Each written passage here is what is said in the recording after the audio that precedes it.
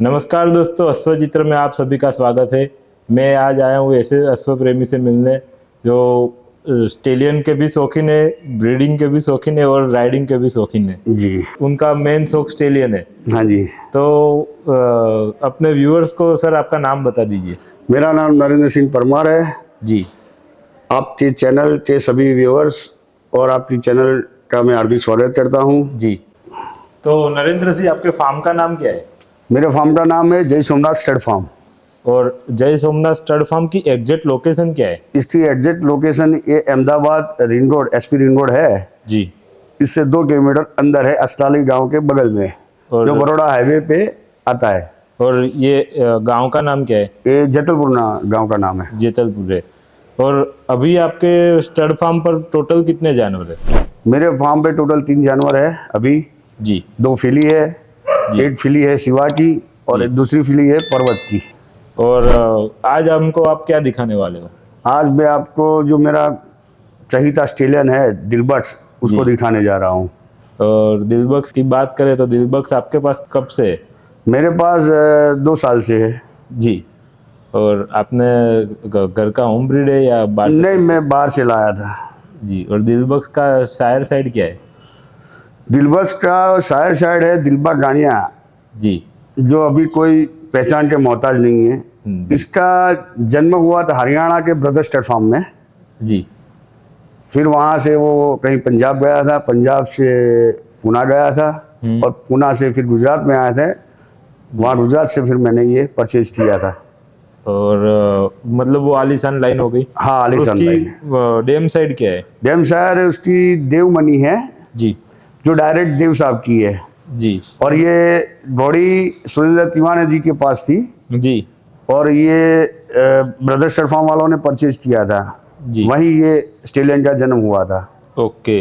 और आपने 2 साल से इसकी परवरिश आप खुद? हाँ, 2 साल से मैंने। तो क्या लगता है, आप 2 बछेरिया तैयार कर रहे हो और 1 बछेरा तैयार कर रहे हो, तो दिक्कत क्या आती है दोनों? दिक्कत में तो कुछ ज्यादा नहीं आती, पर जो स्टेलियन तैयार करना है ना जी, वो 2 के बराबर 1 है। मेहनत मांगता है। मेहनत बहुत मांगता है। उसको टाइम से एक्सरसाइज देना, उसको टाइम का जो उसके दवाइयों का है वो भी ध्यान रखना पड़ता है, टाइम पे उसका दाने का भी ध्यान रखना पड़ता है जी। तो वो हिसाब से मेहनत तो है। और आप दाने में अभी क्या दे रहे हो? दाने में मैं वही अपना जो पुराना है वही चना, चोकर, जावी है वो सब। ओके। और कुछ ज़्यादा मैं बाहर का बहुत फीड खिलाता नहीं हूँ। और आपने जब ये बछेरा पहली बार देखा तो आपके मन में क्या विचार आया कि इसको किस पर्पज से तैयार करना है?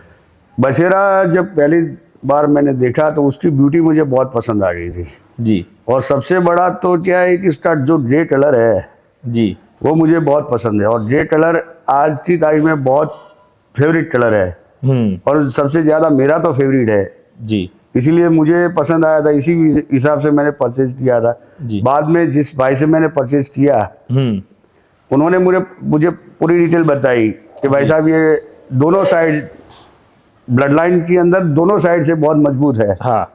एक तो आलीशान लाइन है, दूसरी देवली लाइन है। हाँ। तो दोनों का कॉम्बिनेशन है जी। इसकी वजह से मुझे दोनों साइड से ब्लड लाइन मजबूत लगी, इसीलिए मैंने ये बछेरा परचेज किया। और तैयार करने के पीछे मतलब मेन पर्पस ब्रीडिंग का है या फिर आपको राइडिंग भी? हाँ, मैं राइडिंग भी बहुत करता हूँ उस पर। और ब्रीडिंग का तो ऐसा हुआ कि लाया, फिर बाद में लोगों को बहुत पसंद आया जी।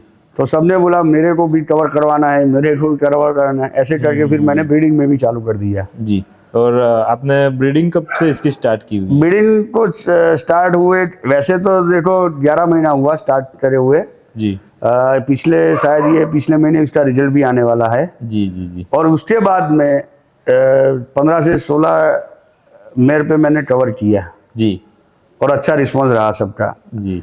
ऐसी घोड़ियाँ मिली मुझे, बाद में पता चला कि जो घोड़िया पे 2-3 दफा दूसरों के घोड़े खोले थे जी, वो नहीं मानी थी और वो घोड़ी लेके आए थे और मुझे तो घोड़ा डालना था कि मुझे शुरुआत करनी है। हाँ। इसी वजह से मैंने एक जम दिलाया उस घोड़ियों को, फिर भी वो घोड़ियों कंसीव हो गई जी।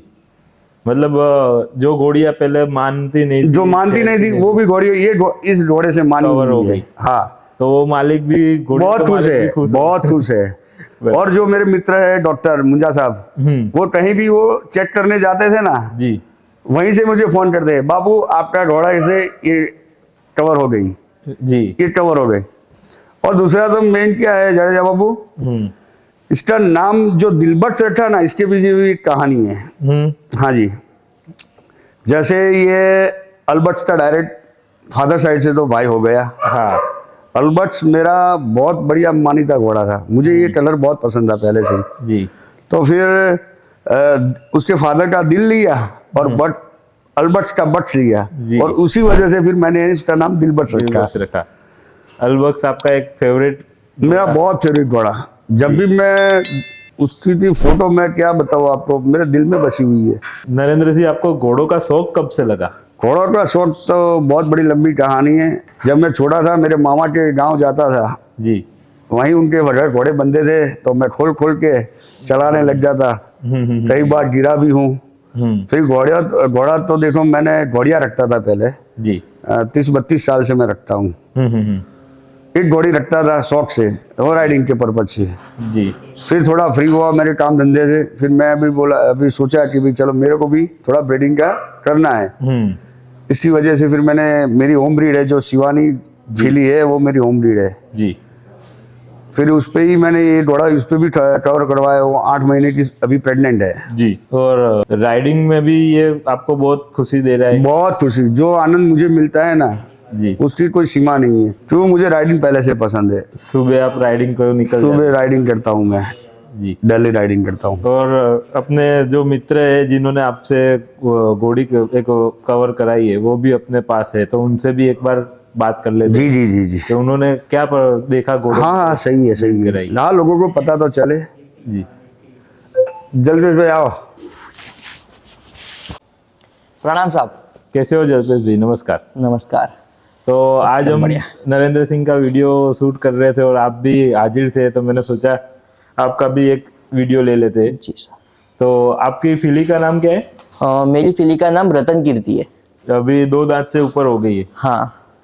और दिलबख्श से ही अभी सुपर है 2 महीना। जी।